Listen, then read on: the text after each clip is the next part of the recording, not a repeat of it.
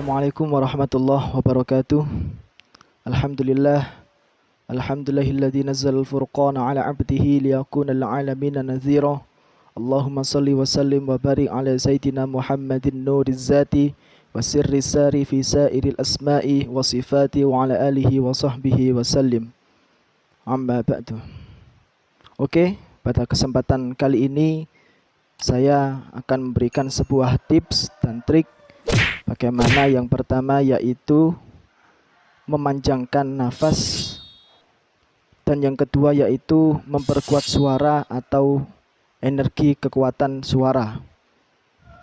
Perlu kita ketahui, saya mendapatkan tips dan trik ini yaitu dari rahasia para qori-qori internasional, nasional maupun guru-guru saya pribadi yang telah saya rangkum menjadi satu yang kemudian saya praktekkan dalam latihan sehari-hari saya. Oke, langsung saja kita masuk ke dalam perihal yang pertama, yakni perihal memanjangkan nafas. Yang pertama ada olahraga renang. Renang sangat membantu dalam hal pernafasan, terutama bagi para qori ataupun para penyanyi, sangat membantu dalam dunia pernafasan. Dan saya sarankan minimal 1 minggu sekali renang, ataupun 2 kali, 3 kali dalam seminggu, insya Allah lebih baik. Dan yang kedua yakni ada meniru makrok-makrok qori internasional maupun nasional yang memiliki nafas panjang dan makrok yang panjang. Sebagai contoh, saya menirukan salah satu qori internasional, misal seperti ini.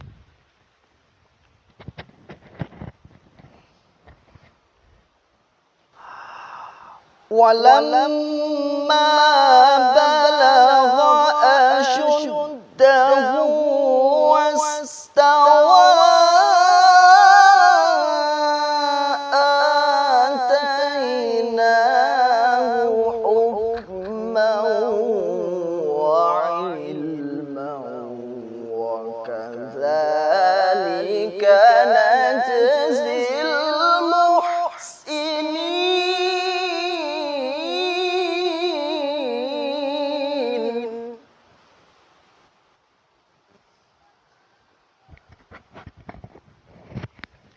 Ataupun jika suara kita masih kuat untuk nada yang lebih tinggi, silakan.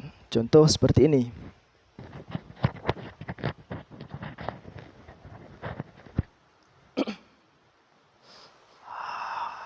Walamma balagha ashuddahu wastawa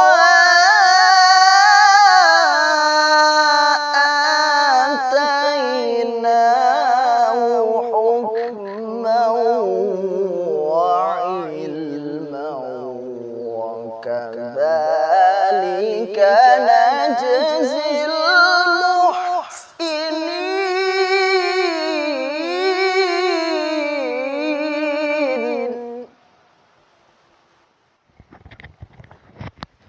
Jikalau merasa tidak sampai, boleh bertahap. Misalkan sampai sini, nggak kuat. Misalkan seperti ini.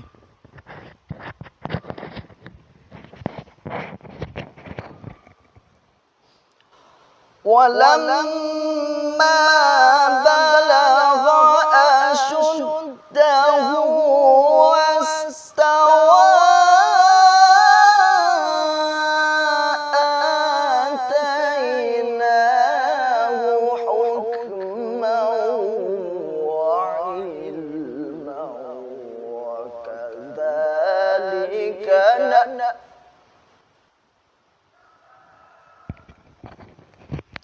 Misalkan sampai situ nggak kuat, oke, nggak apa-apa. Diulang-ulang beberapa kali, insya Allah besok nambah, atau insya Allah besok sampai. Misalkan besok nggak nyampe lagi, seperti ini misalkan.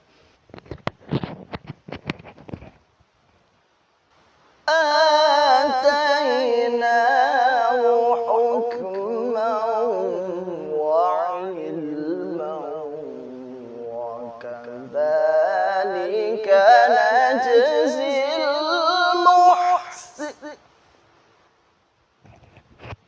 Sampai situ masih belum kuat lagi. Oke, nggak apa-apa. Sekali lagi, diulang berkali-kali lagi. Insya Allah besok latihan lagi, insya Allah nyampe.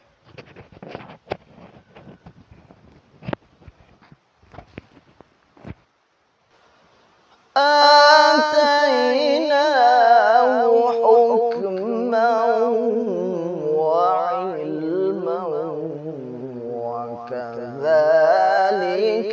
نجزي المحسنين.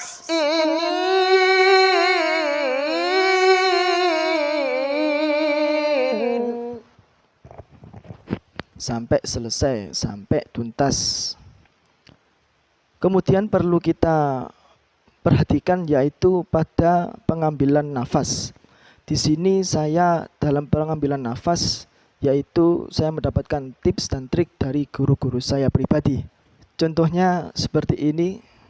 Pertama, ambil nafas dari hidung, kemudian taruh di dada, kemudian ambil nafas lagi dari mulut, kemudian taruh di dada, kemudian rasakan merasuknya seluruh nafas ke dalam tubuh kita, baru kemudian kita gunakan untuk bertilawah. Sebagai contoh seperti ini.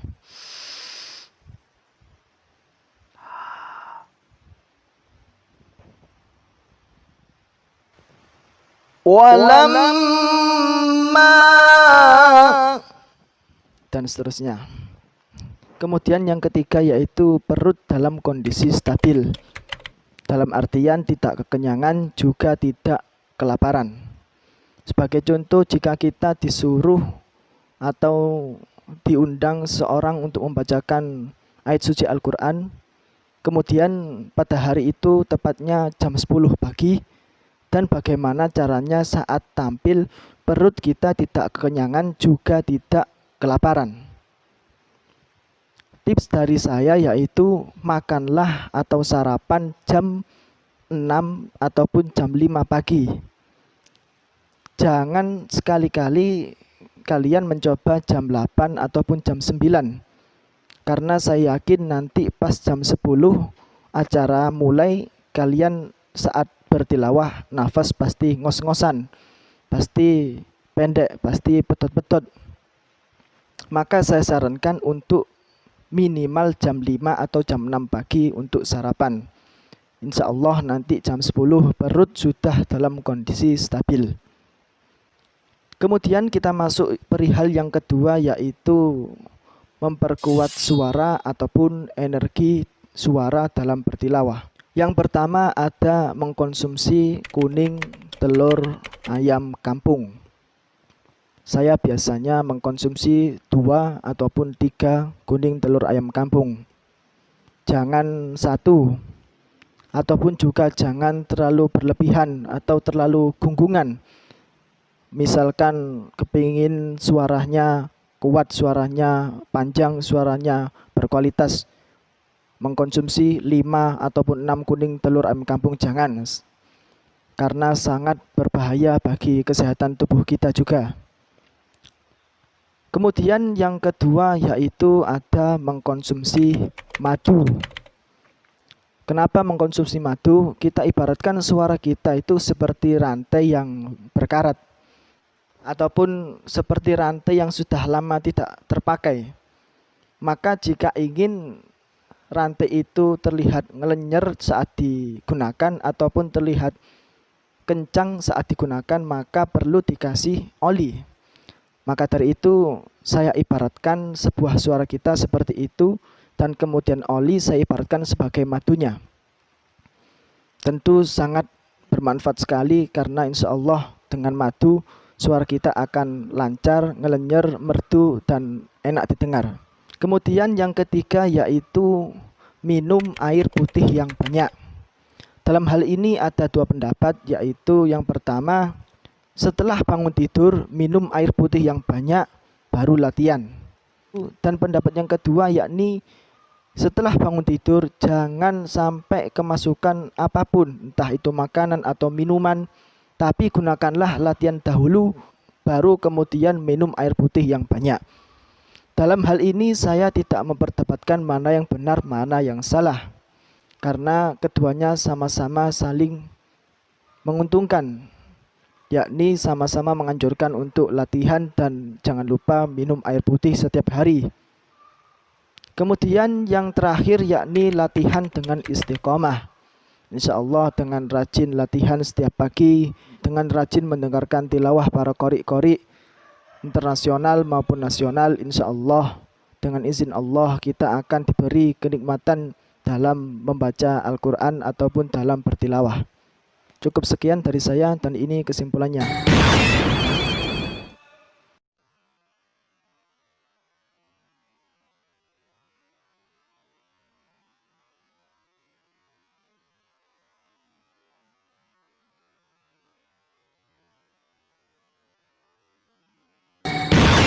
Oke, terima kasih. Bila mana ada kesalahan ataupun kekurangan dari saya mohon maaf yang sebesar-besarnya. Karena saya juga dalam proses belajar. Semoga kita mendapatkan apa yang kita inginkan dan semoga menjadi qori-qori yang berkualitas dan profesional. Amin amin ya rabbal alamin.